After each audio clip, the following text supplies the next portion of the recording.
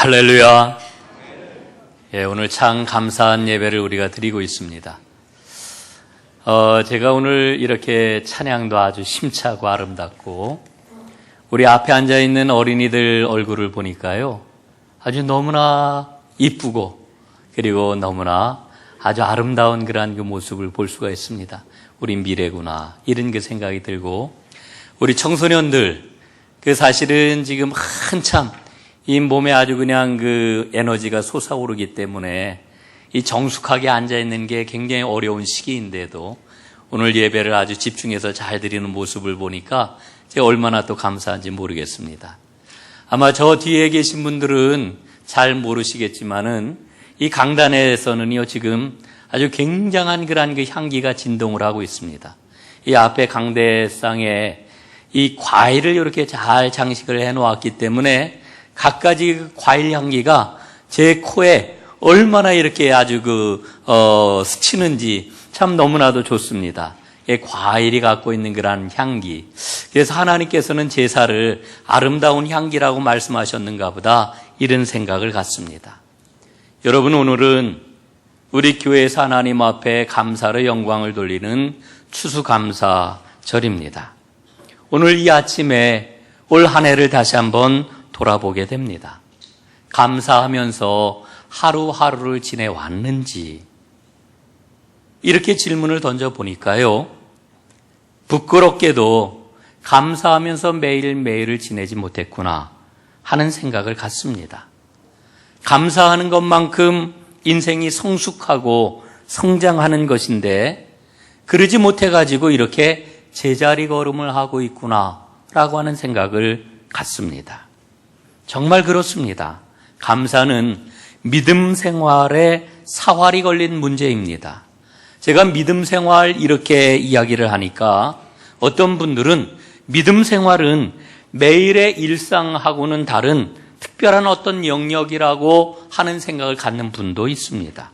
그래서 다시 표현을 하겠습니다. 감사는 매일매일 우리의 일상, 우리의 인생이 걸린 사활의 문제입니다. 제대로 된 인생살이의 표준이 바로 감사라고 하는 그런 이야기입니다. 여러분, 예수 믿는 사람들은 누구나 다 하나님의 뜻이 어디에 있을까 이렇게 질문을 던지고 그 뜻을 찾지 않습니까? 그런데 하나님께서는 말씀을 통해서 너무나도 간단하게 말씀을 해 주셔요. 데살로니가 전서에 보니까 이렇게 일러주십니다. 범사에 감사하라. 이것이 너희를 향하신 하나님의 뜻이니라. 감사하며 사는 게 하나님의 뜻이랍니다. 여러분, 구약의 이스라엘 백성들은 제사를 통해서 하나님께 나아갔습니다. 여러분, 이 제사라고 하는 것은 하나님과 관계를 맺는 공식적인 통로였습니다. 그런데 이렇게 제사를 드리러 나오는 이스라엘 백성에게 하나님께서는 이런 말씀을 하셨습니다. 너희가 드리는 제물이 역겨우니, 너희가 드리는 그 제물이 이제는 보기 싫으니 더 이상 가져오지 말아라. 여러분, 이게 무슨 말씀입니까?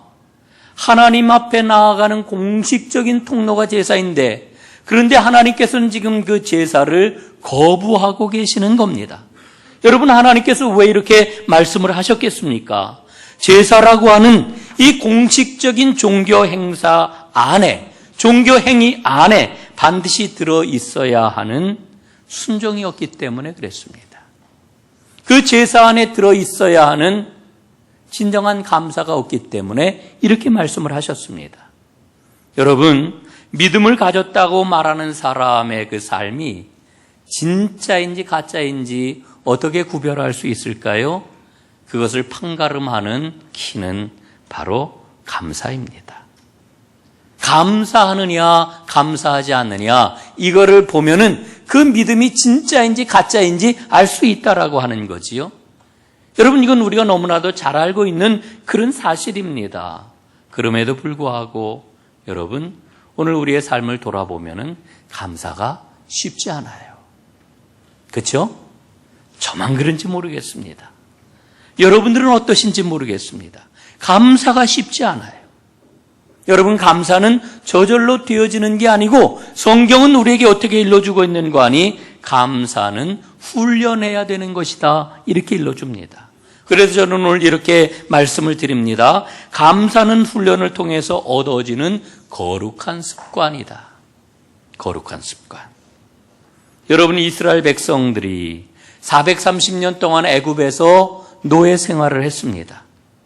너무나 힘들고 절망적인 상황에 처하였을 때 하나님께서는 이스라엘을 불쌍히 여기시고 그들을 해방시키셨습니다. 자유민이 되게 해주셨습니다. 여러분, 해방된 이스라엘은 광야 생활을 하게 되지요.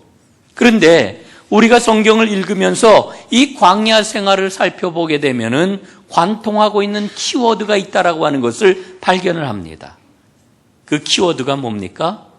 불평, 원망, 불순종입니다.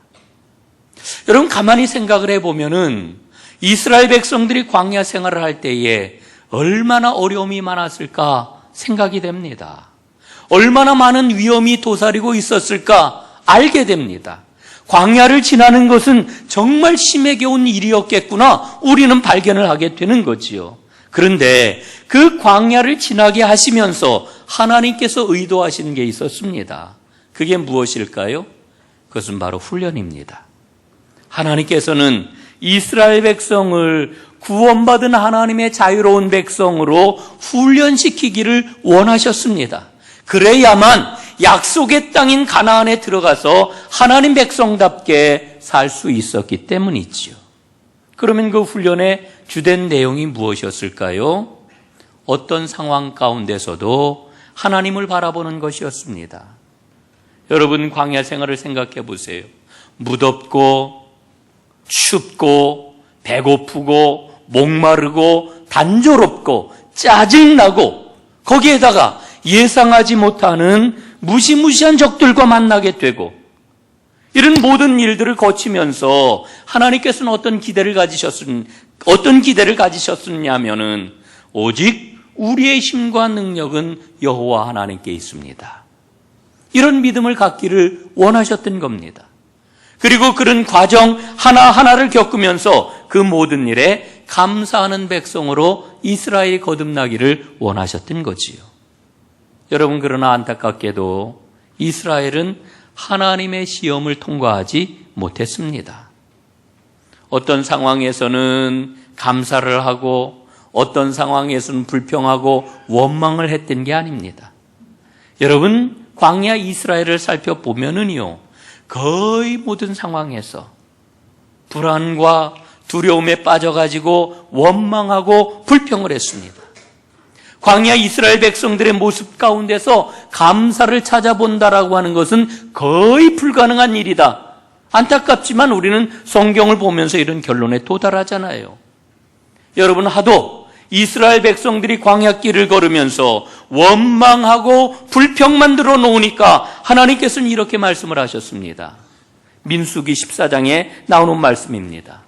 나를 원망하는 이 백성에게 어느 때까지 참으랴.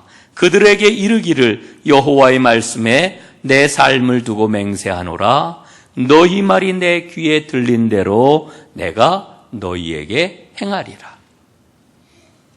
여러분, 하나님께서는 불평하고 원망하는 이스라엘에게 뭐라고 말씀하셔요? 너희 말이 내 귀에 들린 그대로 내가 행할 것이다. 이렇게 말씀을 하고 있잖아요.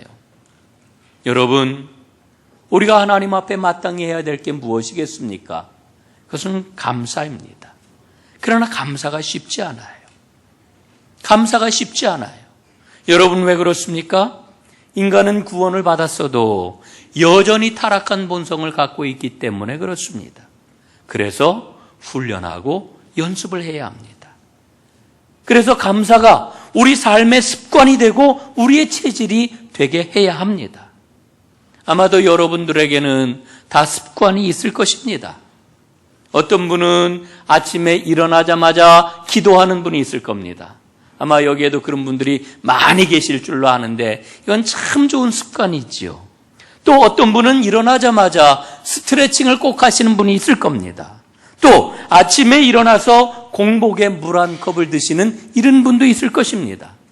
또 어떤 분은 건강을 위하여 반드시 과일 몇 조각하고 견과류를 챙겨 드시는 분도 있을 것입니다. 제 친구 중에 사업을 하는 친구가 하나 있는데요. 이 친구는 자기 사무실에 커다란 그 돼지 저금통을 하나 갖다 놓고서 푼돈이 생기면 모두 다 여기에다가 집어넣습니다. 사업을 시작하면서 지금까지 계속하고 있는 그런 습관이에요. 그리고 연말이 되면은 그 돼지 통째에 어려운 이웃을 위해서 사용해달라고 자기가 아는 그런 그 좋은 단체에다가 그걸 갖다 줍니다. 그러면 보통 어떤 애는 뭐 한 200여만 원, 많을 때는 뭐 300여만 원, 이렇게 항상 그 돼지 저금통에 모인다고 그래요. 그런데 요즘은 재미가 별로 없다고 그런 이야기를 합니다. 왜냐하면은 요즘 별로 현금들을 안 쓰잖아요. 현금들을 안 쓰니까 푼돈을 넣을 일이 거의 생기지가 않는다는 거예요. 여러분, 믿음 생활에 있어 이 습관이 정말 중요합니다. 습관 중에 최고의 습관은 바로 감사하는 것입니다. 그래서 우리가 감사가 우리의 몸에 배어가지고 우리의 삶이 감사 인생이 될 때에 여러분, 우리 신앙은 추구하는 그 모든 것을 이룰 수가 있게 되는 겁니다. 여러분, 감사를 어떻게 표현하면 좋을까요? 감사는 90대 10의 삶이다, 이렇게 표현을 할 수 있습니다. 90대 10의 삶. 여러분, 이 이야기는 제 이야기가 아니고 성경에 나오는 그런 이야기예요.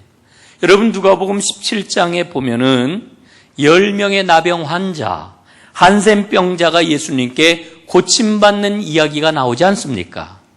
예수님께서 사마리아와 갈릴리 사이로 지나가시는 길이었습니다. 10명의 이 한센병자들이 예수님 지나가신다는 소식을 듣고서는 예수님에게 아주 큰 소리로 부르짖어 간구를 합니다. 예수 선생님이여, 우리를 불쌍히 여기소서. 예수 선생님, 우리를 불쌍히 여기소서. 예수님이 가시던 발걸음을 멈췄습니다. 그리고는 그들에게 딱 한마디를 해주셨는데 이런 이야기였습니다. 가서 제사장들에게 너희의 몸을 보여라. 이 한센병자들은 예수님의 말씀을 듣고 각자 집으로 돌아갑니다. 그런데 이렇게 집으로 돌아가는 길에 자신들의 몸이 깨끗하게 나은 것을 알게 되지요. 여러분, 그 순간 얼마나 놀라웠을까요? 예? 그 순간 얼마나 기뻤을까요? 여러분, 생각해 보세요. 오늘날도 한센병에 걸렸다라고 하면은 우리에게 아주 엄청난 두려움을 가져다 주는 청천벽력과 같은 이와 같은 병인데, 옛날에는 한센병에 걸리면은 집에서 살지 못하고 쫓겨납니다. 동네에서도 쫓겨납니다. 사람들과 가까이 가지를 못하고 멀찍이 떨어져 가지고 지내야 하는 천형과 같은 그런 그 질병이 바로 한센병이었던 겁니다. 그런데 그 병에서 깨끗함을 받았으니 이 사람들은 얼마나 놀랐고 기뻤겠습니까? 그런데 그 중에 딱 한 사람만이 자기가 나은 것을 보고 가던 길을 돌이켰습니다. 예수님께로 돌아왔습니다. 그리고는 예수님의 발 아래에 무릎을 조아렸습니다. 그리고는 예수님께 말을 합니다. 예수님 감사합니다. 예수님 감사합니다. 그때 예수님이 말씀을 하시지요. 10사람이 다 깨끗함을 받지 아니하였느냐? 9명은 어디에 갔느냐? 여러분, 10명 가운데서 단 1명만이 돌아왔어요. 다 고침을 받았는데 딱 1명만이 돌아와서 감사하다고 예수님께 고백을 했어요. 저는 이 말씀을 곰곰이 생각을 해봐요. 10명 가운데 단 1명. 여러분, 이게 오늘 우리의 삶의 모습을 아주 정확하게 보여주는 모습이라고 생각을 합니다. 그리고 앞에 말씀을 드렸던 광야 이스라엘 백성들의 모습을 또한 생각을 해봐요. 그러면서 감사의 삶을 사는 것은 정말 쉬운 게 아니로구나. 이게 결코 쉬운 게 아니로구나. 90대 10 가운데서 10을 선택한다라고 하는 것은 이거는 결코 쉬운 일이 아니로구나 하는 생각을 갖습니다. 여러분, 그럼에도 하나님께서는 우리에게 감사하라고 말씀을 하십니다. 그래서 우리 그리스도인의 삶은 감사하는 삶이라고 이야기를 할 수가 있는 겁니다. 그렇다면 감사하는 삶을 사는 비결이 뭘까요? 그 비결이 무엇이겠습니까? 생각하는 겁니다. 생각하는 것. 여러분, 아주 오랫동안 지금 베스트셀러로 많은 사람들이 읽고 있는 그런 책이 있어요. 평생감사라고 하는 책입니다. 아마 여러분들 가운데서도 그 책을 읽어보신 분들 있을 겁니다. 저는 여러분들에게 아주 강추합니다. 꼭 사서 보셨으면 좋겠습니다. 거기에 보면은 그런 이야기가 나옵니다. 감사를 나타내는 단어, 영어 단어가 있는데 thank라고 하는 그런 그 단어입니다. 그런데 생각하다라고 하는 말, think라고 하는 단어와 비교를 해서 이야기를 해요. 이 thank라고 하는 말과 think라고 하는 말이 어원이 같다는 거지요. 어원이 같아요. 예? 여러분, 감사하라고 하는 말, 또 생각하라고 하는 말, 이게 어원이 같아요, 어원이. 여러분, 일찍이 청교도들은 이렇게 고백을 했고 이렇게 가르쳤습니다. 생각하라, 그리고 감사하라. 여러분, 감사는 생각하는 데서 오는 겁니다. 그런데 더 흥미로운 사실이 있어요. 생각을 한다라고 하는 말하고 기억을 한다라고 하는 말하고 아주 깊은 연관이 있습니다. 구약성경 히브리어로 쓰여졌지요. 거기에 보면 히브리어 자카르라고 하는 단어가 나옵니다. 이 자카르는 생각하다 혹은 기억하다라고 하는 말의 공통적인 어원입니다. 생각하는 것하고 기억하는 것하고 같은 말에서 나온 거예요. 여러분, 그래서 이렇게 정리를 할 수가 있습니다. 감사가 뭐냐? 감사는 단순하게 그때그때 느껴지는 고마운 기분이나 정서적인 반응이 아니라 생각하고 기억하는 인식과 의지의 영역이다. 여러분, 저는 아주 100% 동감을 합니다. 여러분, 많은 사람들이 감사는 기분이라고 생각을 해요. 감사는 느낌이라고 생각을 해요. 그러나 감사는 기억하는 것, 이 인식과 의지의 반영, 이게 바로 의지의 영역, 이게 바로 감사라고 하는 겁니다. 성경은 그 사실을 우리에게 분명히 일러주고 있어요. 여러분, 이 자리에 계신 분들 가운데서 크로스웨이 성경 공부를 하신 분들이 꽤 많잖아요. 크로스웨이 성경 공부를 할 때에 언약을 공부할 때의 그런 그 내용을 한번 생각을 해 보십시오. 언약의 구조를 설명하잖아요. 크게 6개 부분으로 설명을 하지 않습니까? 그래서 언약의 그런 그 내용은 이런 겁니다. 첫째, 전문. 둘째, 역사적 진술. 셋째, 언약의 구체적인 내용들. 넷째, 언약의 반복적인 확인과 후대에게 전승하는 것.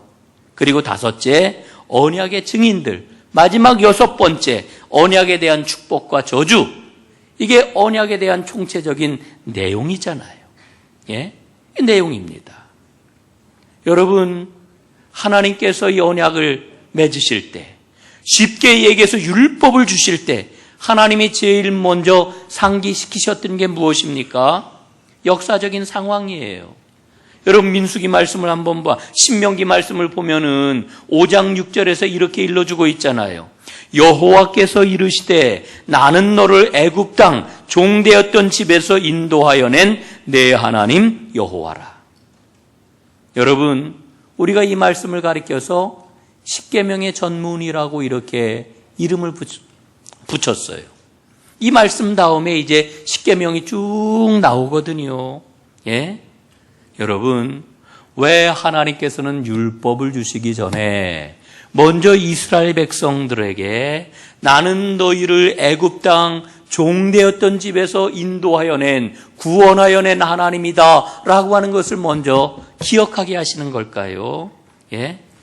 그 이유가 어디에 있습니까? 하나님의 은혜를 붙잡으라는 거예요. 예? 하나님께서 이스라엘에게 베푸신 구원의 은혜가 무엇인지를 기억하라고 말씀을 하시는 거예요. 그 은혜를 기억하게 될 때에 우리는 감사할 수 있는 거거든요. 여러분, 이스라엘이 하나님 앞에 지켰던 3대 절기가 있어요. 그 3대 절기는 모두 다 감사절기입니다. 그런데 그 내용을 보게 되면은 모두 다 어떤 내용이 그 안에 포함이 되어 있느냐 하면은 하나님께서 이스라엘에게 베푸신 구원의 역사, 해방의 역사가 무엇이냐라고 하는 게 그 감사절에 깔려 있는 거예요. 하나님은 감사절기를 지키면서 끊임없이 그것을 기억하라고 말씀을 하셔요. 그러니까 하나님의 전략이 뭐냐 하면은요, 이스라엘 백성들은 1년에 꼭 3차례 절기를 지켜야 되는데 그 절기를 통하여 가지고 하나님께서 베풀어 주신 구원의 그 은혜를 기억해야 된다. 이게 하나님의 전략이에요. 그래서 3대 절기를 반드시 지키라고 말씀을 하시는 거예요. 사랑하는 여러분, 믿음이 무엇입니까? 믿음은 기억입니다. 기억. 10명의 문둥병자, 10명의 한센병자가 예수님께 고침을 받았는데 한 명만 돌아왔잖아요. 그래서 우리는 이렇게 쉽게 생각을 해요. 10명 가운데서 한 명만 예수님께 돌아왔고 나머지 9명은 돌아오지 않았기 때문에 이 9명은 감사할 줄 모르는 배은망덕한 사람들이로구나. 우리 쉽게 이렇게 생각할 수 있습니다. 여러분, 정말 그런가요? 여러분 어떻게 생각하세요? 10명이 다 고침을 받았는데, 그런데 그 중에서 9명은 예수님께 오지를 않고 한 명만 예수님께 와서 감사했단 말이에요. 그러니까 이 9명은 이거 감사할 줄도 모르는 아주 배은망덕한 사람들이다. 여러분 어떻게 동의하시나요? 어떻습니까?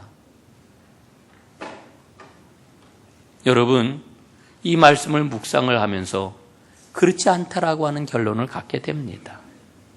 생각해 보세요. 불치의 병을 고침을 받았는데 어떻게 고마운 마음이 안 들겠어요? 만약에 고마운 마음이 안 든다라고 하면은 여러분, 그건 아마 인간도 아닐 거예요. 예? 9명도 모두 고마운 마음을 가졌어요. 여러분, 그런데 문제는 고마움을 그때 당시의 기분으로 끝내지 않고 기억하고 생각하고 그 다음 행동으로 나아갔다라고 하는 게 이게 중요한 겁니다. 사마리아인 한센 병자만이 자신의 병을 고쳐주신 예수님을 기억하고 생각하고 예수님께로 돌아왔습니다. 그리고 돌아와서 그분 발 앞에 엎드려 하나님께 감사의 표현을 했습니다. 그럴 때 예수님이 돌아온 그 사람에게 뭐라고 말씀하십니까? 일어나 가라. 내 믿음이 너를 구원하였느니라. 놀라운 축복을 선물로 받은 거지요. 여러분, 여기에 비밀이 담겨 있는 겁니다. 여기에 비밀이 담겨 있어요. 감사하는 자에게만 하나님의 놀라운 생명의 세계가 열리는 겁니다. 감사하는 자에게만 생명의 세계, 생명의 그 문이 열리는 거지요. 여러분, 오늘날 대부분의 사람들은 9명처럼 살아가요. 저도 올 한 해를 가만히 돌아봅니다. 9명처럼 살아갔던 모습을 봐요. 늘 바쁘다고 하면서 이미 하나님께 받은 바 그 사랑과 그 은혜에 대해서 감사하지 못하고 그냥 정신없이 살아가고 있는 겁니다. 그런데 돌아온 한 사람에게는 새로운 축복의 문이 열리는 거지요.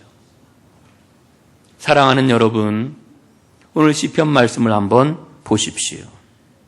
오늘 이 시편 100편 말씀을 가리켜 성전에 들어가면서 부르는 노래라고 하는 제목이 붙어 있습니다. 이 노래는 성전에 들어가면서 불렀던 그런 그 노래입니다.